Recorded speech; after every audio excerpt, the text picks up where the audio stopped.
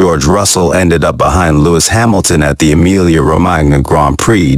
George Russell insisted that he was not too upset about finishing behind Mercedes teammate Lewis Hamilton at the Emilia-Romagna Grand Prix. They were forced to settle for 6th and 7th place at Imola, with Hamilton leapfrogging Russell towards the end of the contest. Russell spent the entire race ahead of Hamilton until he was called in for an extra pit stop with 14 laps remaining to fit a new set of medium tires. It allowed him to snatch an extra point for setting the fastest lap of the race, but it also meant that he finished a place behind Hamilton despite being faster than him all weekend. Speaking after the checkered flag, Russell explained that he was not as disappointed about losing 6th place as he would have been if he was fighting for the race win. "You're never going to be happy with 6th and 7th, he said. "At the end of the day, as a team, we scored 1 extra point.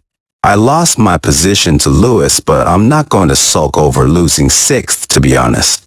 This is where we are right now, a little bit in no man's land behind the Ferraris and McLarens and ahead of the midfield. Mercedes were clearly the 4th quickest team at Imola and had little chance of catching up with the drivers ahead of them.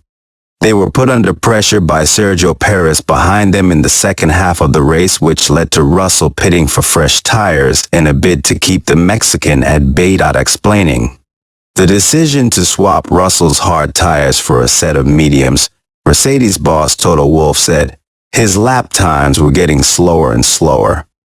Our wear forecast at that time was saying he wasn't going to make it to the end, and we didn't want to lose the position to Perez, so that was the call.